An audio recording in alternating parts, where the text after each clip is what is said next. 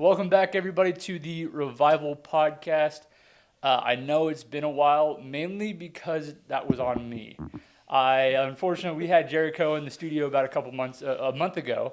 Yeah. He came in with Landon, and they had an incredible podcast, and I messed up, and the footage got lost. So I want to publicly apologize for making you come all the way back down here and do another podcast You're again. good. But we had to have you back. Yeah, thanks. It's a good way to kickstart the new season for the podcast. Yeah, So you got to give yourself some grace. so we got we got Jericho happens. here back in the studio. Yeah. So you are at the Kaysville office, right? Right. Mm-hmm. Dang, dude. Well, let's just jump right into it. I had the chance to listen to you and Landon when he interviewed here. Yeah. And a lot of the things that you guys talked about was your upbringing. So let's hear a little bit more about that. I want to hear more about where you're from and how you became the way you are. Oh, yeah. Good question. So, upbringing's pretty simple. I was adopted when I was 4. Mm-hmm. I was born in Utah, adopted when I was 4. I have no memory of that at all. And then I moved to Texas. And so with my adopted parents, and I grew up with a brother that was 10 years older than me. So we really never really hung out because we were just super separated. And if we did, we were always fighting. So I think the only thing we connected with was like video games. But I spent a lot of my like younger years outside with my friends. A lot less time with my family. I was oriented around friends. Doing sports. I was always playing football, baseball, basketball, outside on people's driveways in the streets, playing wiffle ball in the rain, stuff like that. But So yeah, very active. Yeah, very active, very into sports. I feel like sports really gave me an identity. Mm-hmm. And so, yeah. So I'm guessing you never saw yourself in sales then, did you? No. I did not. Yeah, I definitely never thought of sales. And the only time that I really heard of sales was after I got back from my 2-year mission in England. And when I came back, I went to BYU, Idaho. And there were a bunch of people trying to recruit, sending flyers door to door and stuff like that. Oh, I know it well. Yeah, and I was like, I am never doing that. It's a scam. Also, it sounds like a terrible job. Like, who wants to go knock doors and get rejected all day? Yeah. And so I was like, nope, I got better plans. What were those better plans? Well, that's a good question. It's funny. Whenever I say better plans, I was like, anything's gonna be better than sales. But yeah, when I came back from a mission, went to BYU, Idaho, I didn't know what I wanted to do. Mm-hmm. I just knew that my parents wanted me to go to college. That's just what you do, you know? Go to college, get your degree. I didn't know exactly what I wanted to do. Yeah. At first, it was like, okay, I'm going to go into becoming a doctor, a surgeon, stuff like that, because that's what the big boys do. They get paid good money to go be a surgeon. And I figured out I didn't like biology. And I figured out as well that, like, just it's gruesome. And I'm like, I don't know if I could do that. I can't handle that kind of stuff. And then I got lost, and I was like, oh, my goodness, I don't know what to do. Because I was like, I think a couple semesters in on that, and I was like, this isn't it. And then I was like, okay, I don't know what to do, but I still wanted to get a degree. And so I took a psychology class, like intro to psychology, intro to, like, sociology. Mm-hmm. I was like, well, these sound pretty, like, cool because I like to interact with people, understand people. Yeah. And so I took both of those, and I fell in love with psychology, and I was like, this is it. I love psychology. I love behavior. I love just being able to help people change with the psychological tactics and stuff like that I learned. And so I actually worked a few years as what's called a behavior tech, where I worked with kids with autism in the home. I had a plan from my boss, like a behavioral plan, and I was in charge of implementing the plan to help change behavior and impact these kids' lives for the better in the future. So I did that for about 3 years, And then I was like, this is tough. Like I loved like the behavior side, but it is really challenging. I was like, I don't know if I can do this for the rest of my life. Mhm. And then my friend, I happened to live with my friend. He was in sales. Um, he worked for Verizon, Victra. I know there's a few guys that worked for Victra. So I was like, there's no way I'm doing sales. Like, he told me, oh, it's like $10 an hour plus commission. I'm like, that sounds like a crappy pay scale. Like, it really, I was like, that's too risky. I'm like, too scared to do that. But he at least brought it up to me. And then, being a good friend, I was like, you know what, I might as well look into it. And so he's like, yeah, come talk to my boss, talk to the boss. And that's where my sales career started, Mhm. was that time I was in a low moment and started sales. And then I started earning some money, more than I've ever made. And I was like, this is awesome. Was that was not knocking doors, was it? So I was in an office in Clinton, Utah. Wow. Yeah, in a store, third Mhm. party store. It was just me and my friend. He was my manager, and then another guy. And I just went in there, did some sales, made some better money than I had been making. Yeah. And I was like, this is awesome. Being able to like sit here, talk to people, help them out, and make a good paycheck. It sounded awesome.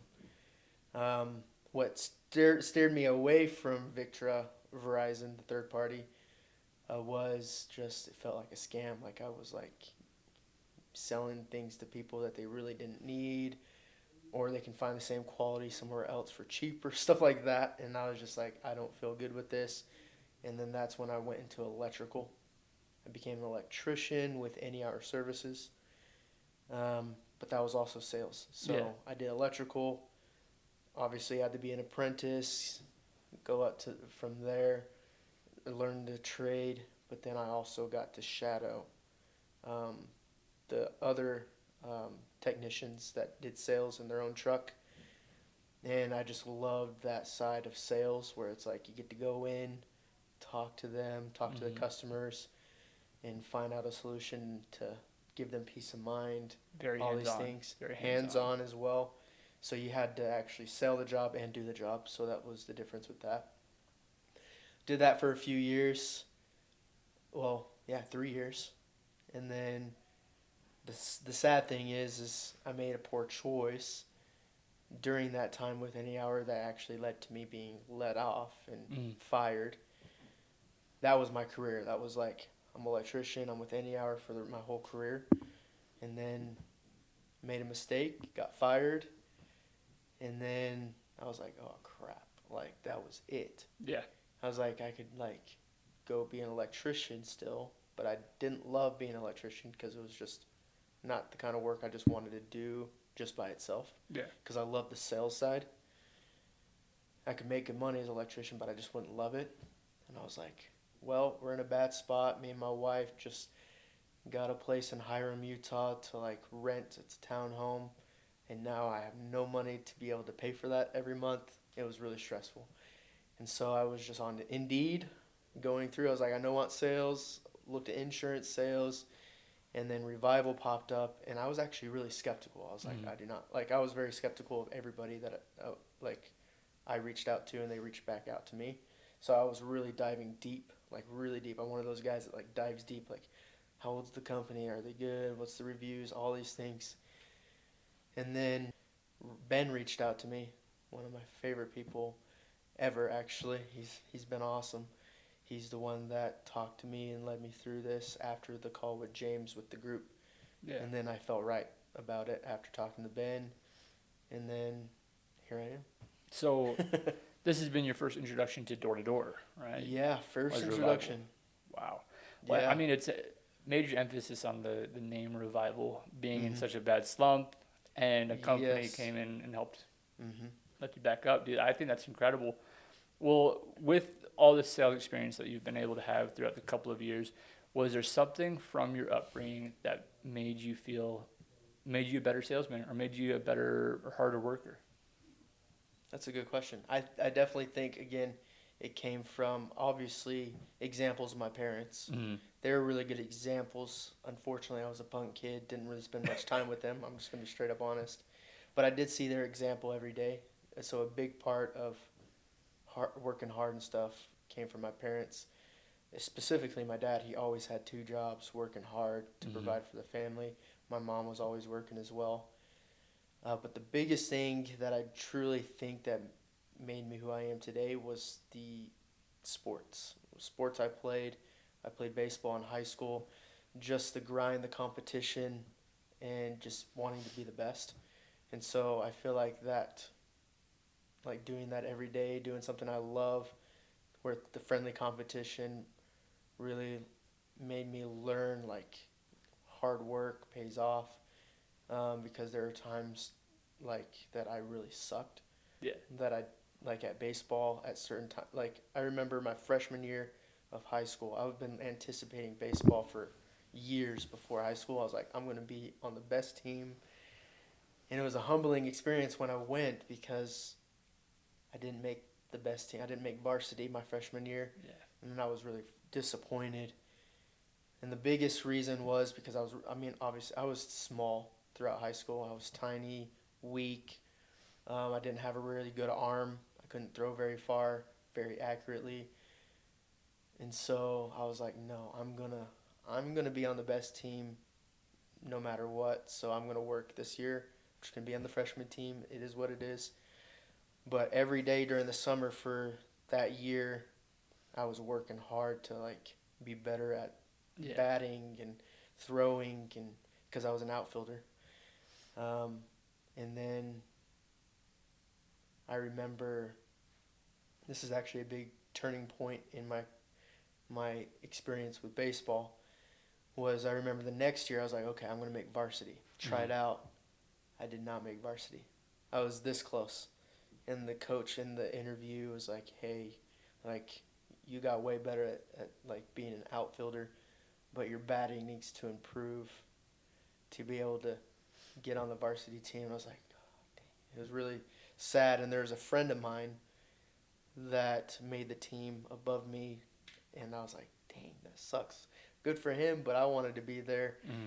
And then I think we did some like preseason games where I was like, okay, I'm going to work my butt off and get on that team.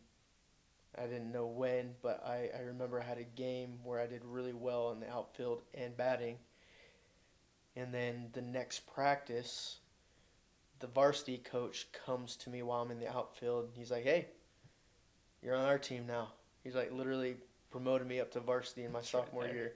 Shoot. Yeah, just before the season. And I was like, what? This is awesome. So that right there, I feel like instilled like, if you want something, go work hard and go get it. And that's what I did. And ever since then, it's like, it's the same principle. That's awesome. The exact same story you just told actually happened to me, but I did the complete opposite. Okay. I'm left-handed. I only could play 2 to 3 positions on the team. Yeah. Tried out, and I made the sophomore team. Yeah. I made the sophomore team, and I was hyped about it. But I never had any playing hours. They never pitched me. They never put me at first. I never hit. That's frustrating. I felt like the bat boy, basically. Yeah. And same thing, like, I just felt like because I was tiny, too. I was a scrawny little guy, couldn't throw hard enough either. Yep. Same thing, and they came up to me and said, hey, Carter, next season, if you try out, we just want to let you know it's going to be a lot of the same thing. You're probably not going to play. And instead of doing what you did, which I wish I did, because I tell you what, live and breathe baseball. Baseball is one of my favorite things in the world. Yes. I stepped away. I was like, you know what? I don't want to. My thought process was I didn't want to waste my time going to practices, waste my time going to games, knowing that I could also have a social life in high school. I could do things outside of baseball. And I stepped away, and I realized it was like, that sucked, because that was like one of the last times I played baseball. Right. And so it hurt. So I'm like, shoot. And so it's like now once in a while I'll do softball leagues or whatever. Yeah. Got a little bit some softball, because I love softball. We should do a company softball team. Hey, Hayden's interested. Yeah, let's do it. Absolutely. Did he play ball? I didn't know. Did he play ball too? Don't think so. No. Or he's just an all-out athlete. He's just an all-out athlete. Yeah. He's a beast. I freaking love Hayden. Yeah. Dang, dude. Well, I love that. I love the fact that you decided like, nah, I'm gonna prove the coach wrong, and it took you only what one game, one practice, and he already was like, okay, dude. Yep. So Oof. I appreciate it. So I can't remember. I remember in the last time when you came in, you Yeah. mentioned that you left Revival for a bit and came back. I would love to. Technically, I didn't leave fully, Hmm. but my mind was checked out. Yeah. Okay, well, tell us a little bit more about that. So when I got fired from Any Hmm. Hour Services, I remember I was like, "Oh, I regret my decision. This sucks. Yeah. This isn't gonna be the hard way to learn." I remember myself telling myself, I'm like, if they ever, I know they're not going to ever reach out back to me to Yeah. have me back, because it's like, who would want me back, after that mistake. And so I told myself, if they reached out to me, that's my family. I'm going back. Yeah. But obviously, it was like one of those in the back of my mind that I was like, that would be sweet. And I was always like thinking like that would be awesome, but I also was like discarded it because I was like, there's no way they're gonna reach back out to me. So I started with Revival. I kind of sucked for the first month. That was a really big learning curve. And then a lot of people helped me out, like Hayden and Ben, Yeah. getting me on my feet. Did a blitz in Denver, got my first sale after a month, and then things just started going well. And I can't remember exactly the specific time, but I think it was near the end of the second month or in between the third month. I was just like, well, I got a call in the Hmm. middle of a meeting, team meeting in Revival in Kaysville. It was from my boss that we're like best buds. I mean, he could be my dad. He's the age of my dad, but we were super close. I saw him pop up on my phone, like giving me a call, and I was like, no way. Shoot. This is crazy. Like, I was like, there's no way. And then I walked out, talked to him, and he was like catching up, and he was like, hey, how's it going? Like, how you liking your job? All these things. I was like, it's good. Caught up a little bit, and he's like, well, I mean, would you ever think about coming back to Any Hour? And I was like, yeah, I would definitely want to come back. But at the same time, it was a, it was a conflicting thing because I was like, Hmm. I love Revival. Things were catching up. Yeah, things were going well, all these things, but then I always remember like I want to go back because it's just family. It's my first family. That was my career. Hmm. How in the world? So I remember fighting with myself and talking to Ben and talking through it, and I don't know. It was just a back and forth. Um, and so during that time when I was conflicted, I was actually doing pretty bad here at Revival. Not making money, all these things. I think it was because I was so like 1 foot here, 1 foot here. Um, so I completely made the decision to leave Revival. I was like, this is a great opportunity. I had interviewed again with the general manager in Ogden Hmm. with Any Hour Services, and he's like, you're different. I know you made a mistake, but you're different. You're one of those people I know have learned.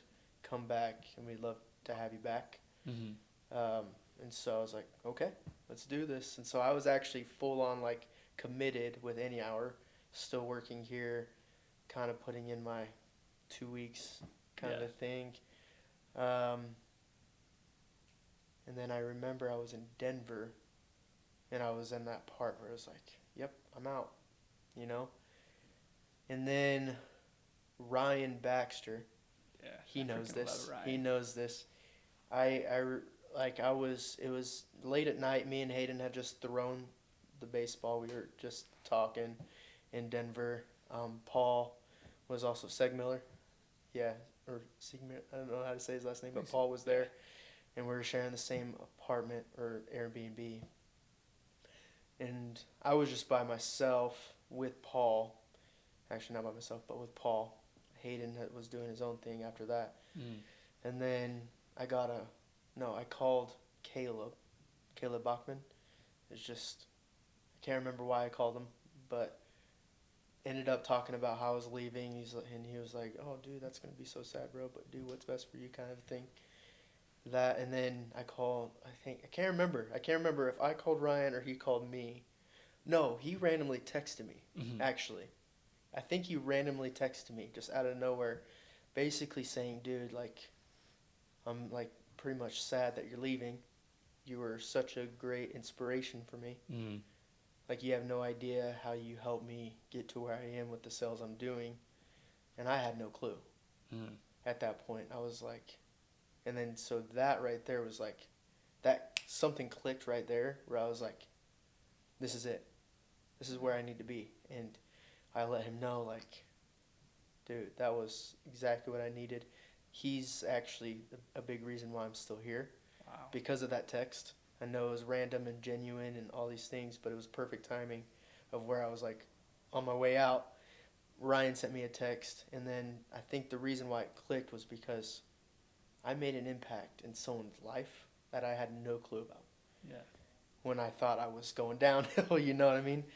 And so I was like, this is where I want to be because it gives me the ability to impact more people's lives, be in a leadership position to do that, and obviously make way more money Mm-hmm.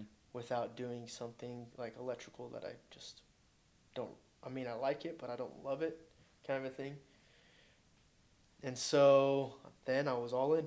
Major From growth. that point, I was all in, and then did closer qualifications, became a closer, and here I am today. I mean, And I mean, you just got what, 2 self gens? yeah, What was that pretty last recently. week? Yeah, it was. I think it was last week. Yeah, everything just meshes together. But yeah, So pretty. Yeah. it's been very. Would you say? I mean, sales is always all over the place, right? There's Mhm. negatives and positives. Oh, 100%. Do you feel like since making that decision, especially from the Denver Blitz, that it's been uphill, or would you say it's still been a little rocky?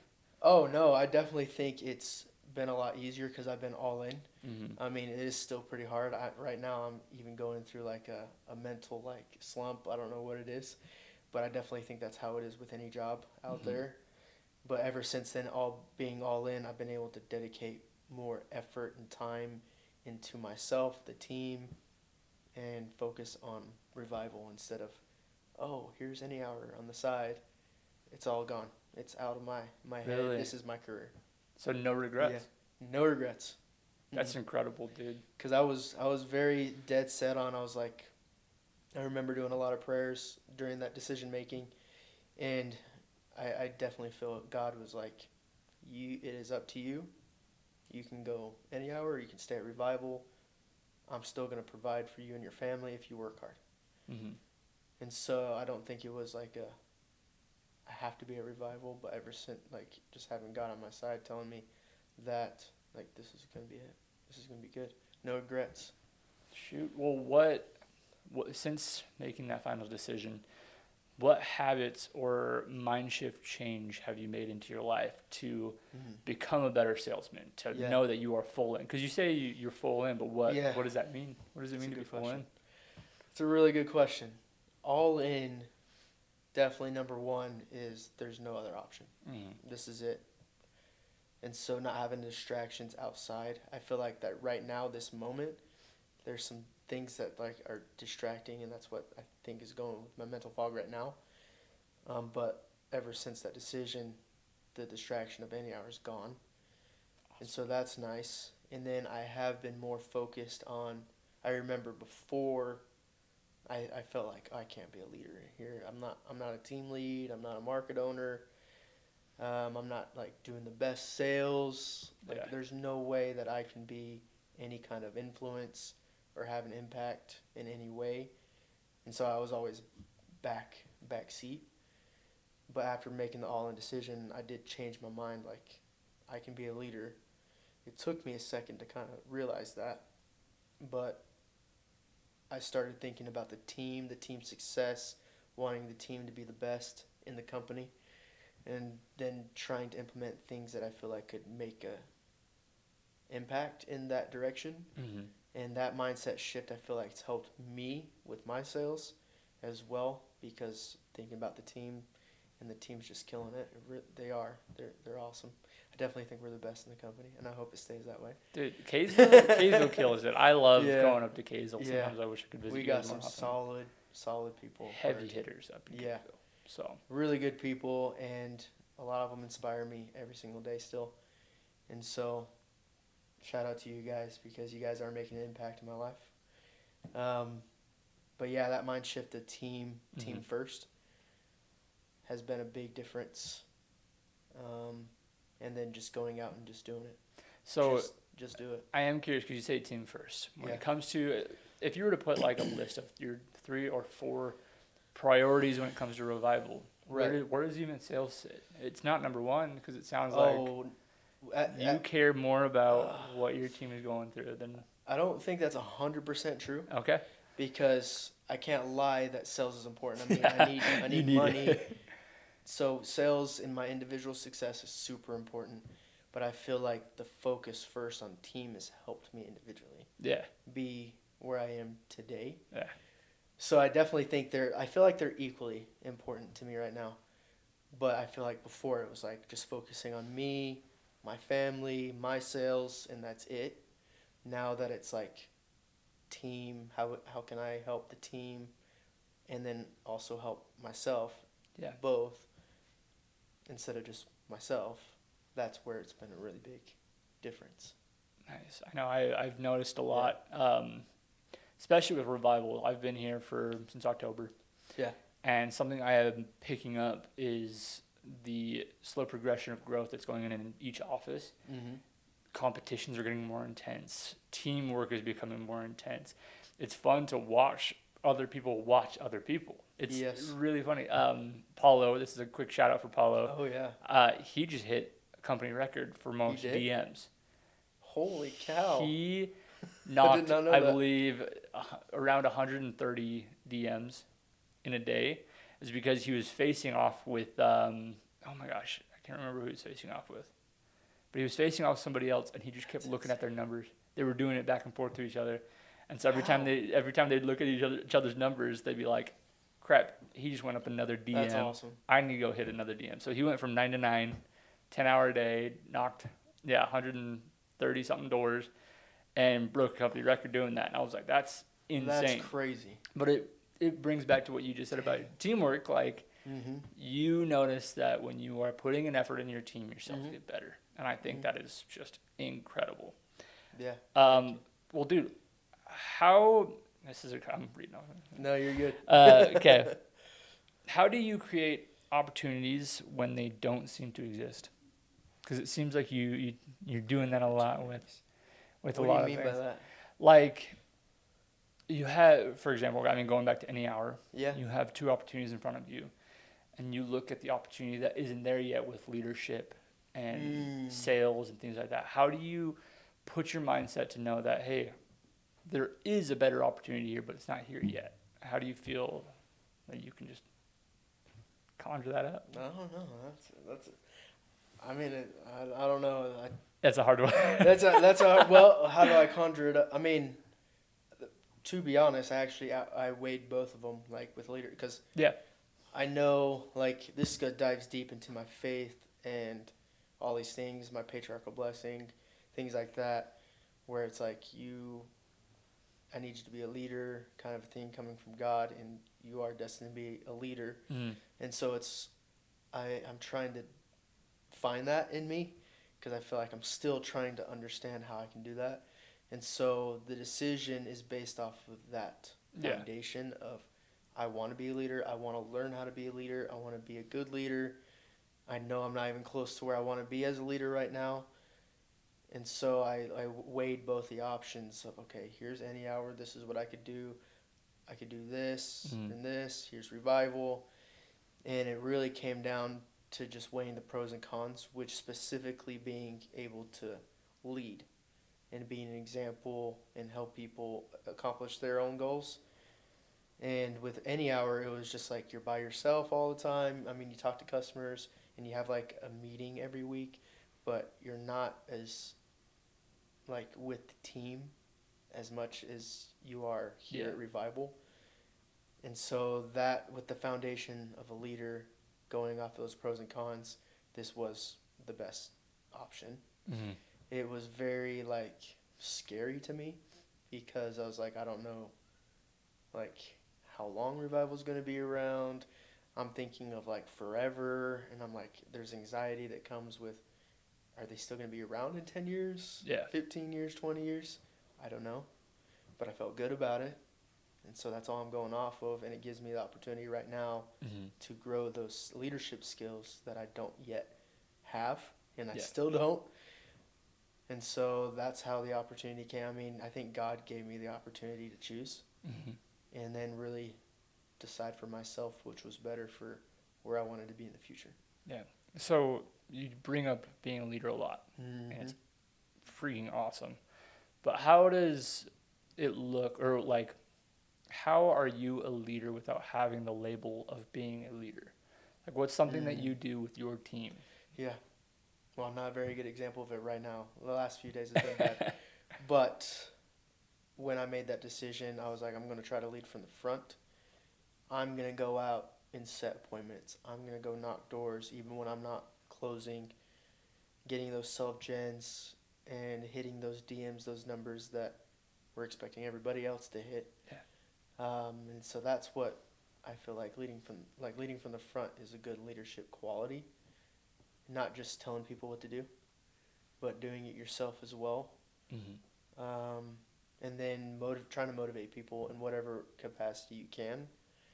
I don't feel like I'm a guy that goes up and just hype people up, but I try to do my best to. I feel like example and seeing like sales are coming for me. That can help people get motivated to get sales for themselves and go out and do their work as well. And then finding other ways that we're currently implementing in Kaysville just to try to motivate people to hit numbers and stuff like that. Just thinking about the success of the team. Yeah. Well, what's the biggest life lesson that your leaders have taught you? Ooh, a lot. There's a lot of good leaders in my life. Yeah. Like my dad, certain bosses, Ben, like, I don't know, like, you got to put your head down and just go to work. You really do. I'm not perfect at it. Yeah. I'm going through it right now, but that's what I've learned the most is like, you got to do what you got to do. Go out and work hard. When you work hard, things will come to fruition. So you say, I am curious because you just had a major, huge revenue week or month, was it? Yeah. One of those two, yeah. You had a massive revenue time frame. But you say you're going through it right now. Yeah. So talk about that. Like if you're winning, man. But what do you mean you're going through it? Dude, like I'm just not motivated to knock. I don't. Like that sounds so bad to say, but it's the absolute truth right now is I don't know why I can't pinpoint why. I think I just need some time just for myself. And that's what me and Ben are working through right now. I just need an extra day. I'll do that tomorrow, but it's just I'm not motivated to go out and knock. I'm like knocking and I'm focused elsewhere. I'd rather be doing other stuff and not wanting to knock. I'm also feel inadequate in my skills with setting and all these things, and so it's all it's real. Even though I'm having success, I'm going through a point right now where I'm like, I just need to breathe, you know. But I can't explain why. We'll talk about transparency though. Yeah. You just went from winning. Yeah. Being at probably a new high in the company. Yeah. To being where you are right now. And the honest truth, and this is for anybody who is watching this podcast, the honest truth, it happens to everybody. You could be the best setter, the best closer. You could have the highest revenue. You're going to still be in a slump once in a while. Yep. And, just take your time to breathe. Yeah. So, it kind of sucks admitting that. Yeah. Because I don't want to be that guy. But it's real. It happens in any position you're in. Yeah. But especially with sales, like you guys are mentally just exhausting your guys' selves, just doing the same thing every single day. And sometimes when results don't show up, it feels a little weird. Yeah. But and talking about team, from the last few days of just communicating with my team, everybody's been so supportive and understanding, not knocking me down, building me up, trying to help me. And that's been really cool. Well, what's something that you would tell yourself if you were to see yourself knocking on day one? Is there something that you would say to your younger self? What would I tell him? That's a good question. Especially being in the I'm mindset trying to that you're in think. It's right the now, first right? time. Yeah. Well, trust your gut. Trust what God has in store for you. Yeah. Like, that's really what it is. Is like just trust in what God has for you, even if you don't understand how that's going to pan out. Yeah. Just follow your instincts. Follow the Spirit. Follow what He would want you to do, and things will work out, even if it's going to be hard. Incredible. Was there any last second thoughts or things that you wish you would say to somebody who's on the fence or going through a slump? Because, Ooh. I mean, you're right there with them. You're on their same Yeah. level. What would you say to them? Oh, it's worth it. That is worth it. Just keep going. Reach out to those people around you because people care about you a lot. Mm-hmm. And it's okay to lean on people sometimes. And then just keep Ben. going. Yeah, 100%. You have no clue. He's been awesome. But yeah, just keep going. Work hard. Don't give up. Just because it's hard doesn't mean that you're not going to be successful. Love it. Okay. Yeah. Dude, thanks so much for Thank coming you. back down. Yeah. I'm so happy we got you back in the Yeah. studio. I was so nervous. Like, man, I don't want him to feel like he has to repeat himself. But you dropped some very big knowledge bombs when you were first in I here. appreciate it. And Landon was like, we need to get him back. We need him back in the studio. And I was like, I agree. I'm Yep. right there with you. Yep. So I'm I so appreciate happy you made it. But yeah, thanks for coming down. Yeah. Thank you. Okay. I appreciate it, Carter.